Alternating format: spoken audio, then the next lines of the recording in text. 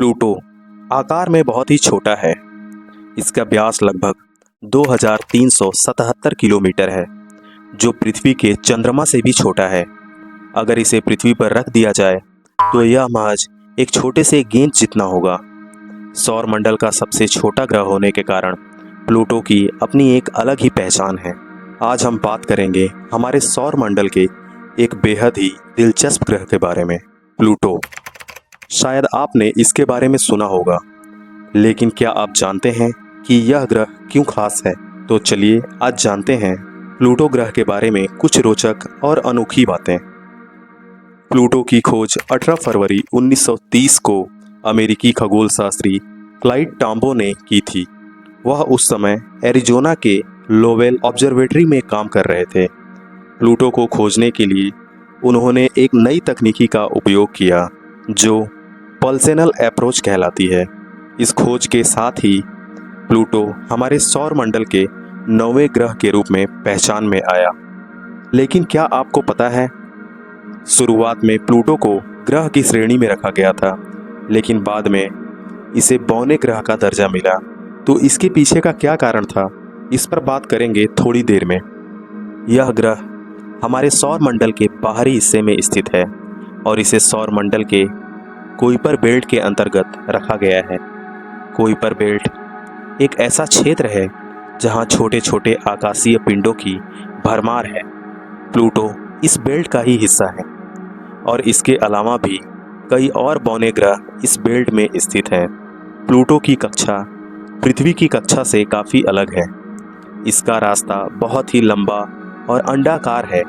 इसका एक चक्कर सूरज के चारों ओर लगाने में लगभग 248 वर्ष लगते हैं। इस कारण जब प्लूटो सूरज के पास होता है तो यह 20 सालों तक पृथ्वी के मुकाबले सूरज से काफ़ी करीब हो जाता है, और जब यह सूरज से दूर होता है तो यह बहुत ही ठंडा और एक अंधेरे वाला क्षेत्र बन जाता है। प्लूटो की कक्षा इतनी अनोखी है कि यह कभी कभी नेपच्यून के पास भी आ जाता है, लेकिन फिर भी इन दोनों ग्रहों की कक्षाएं एक दूसरे से टकराती नहीं हैं। इसके लिए एक खास ग्रेविटी लॉक प्रणाली काम करती है। अब बात करते हैं प्लूटो के आकार और संरचना के बारे में। प्लूटो एक बर्फीला और चट्टानी ग्रह है। इसका वातावरण बहुत ही पतला और ठंडा है। प्लूटो की सतह पर बर्फ के विशाल क्षेत्र जैसे नाइट्रोजन बर्फ, मीथेन बर्फ, कार्बन मोनोऑक्साइड बर्फ पाए जाते हैं। इन बर्फ़ों के अलावा यहाँ के तापमान -230 डिग्री सेल्सियस तक गिर सकते हैं। यह ग्रह दो भागों में बांटा जा सकता है, एक ठंडा और बर्फीला बाहरी हिस्सा और एक चट्टानी आंतरिक भाग। इसके अलावा प्लूटो पर एक बहुत ही पतला वातावरण भी है। इसमें मुख्यतः नाइट्रोजन, मीथेन और कार्बन मोनोऑक्साइड जैसे गैस पाए जाते हैं। प्लूटो के 4 ज्ञात उपग्रह हैं। इनमें से सबसे बड़ा उपग्रह है चेरॉन, जो आकार में प्लूटो का आधा है। यह दोनों एक दूसरे के इर्द गिर्द घूमते रहते हैं, जैसे कि एक दूसरे के आसपास की कक्षाएं एक तरह से जुड़ी होती हैं। इसके अलावा 3 और छोटे छोटे उपग्रह भी हैं, स्टिक्स, निक्स और हेलियोस। इन उपग्रहों के बारे में अधिक जानकारी तब मिली जब नासा की न्यू होराइज़न मिशन ने 2015 में प्लूटो के पास से गुजरते हुए इनकी तस्वीरें लीं।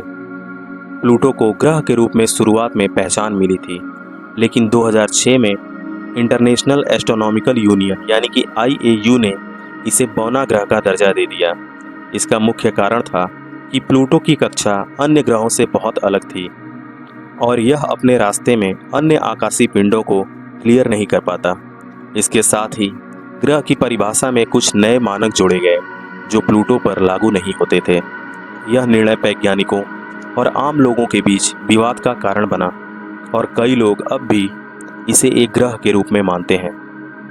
प्लूटो के बारे में हमारी जानकारी को विस्तार से बढ़ाने वाली एक बड़ी मिशन थी नासा की न्यू होराइज़न मिशन।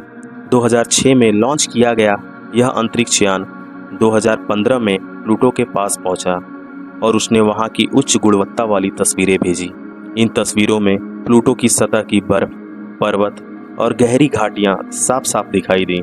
इस मिशन ने हमें प्लूटो के बारे में कई नई जानकारियां दी और अब हमें यह समझने में मदद मिलती है कि यह बर्फीला ग्रह और रहस्यमय ग्रह वास्तव में कितना दिलचस्प है।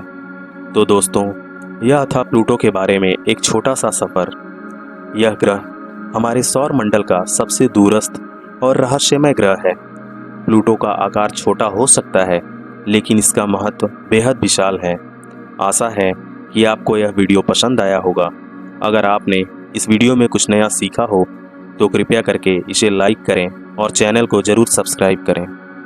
फिर मिलते हैं एक नए वीडियो के साथ। धन्यवाद।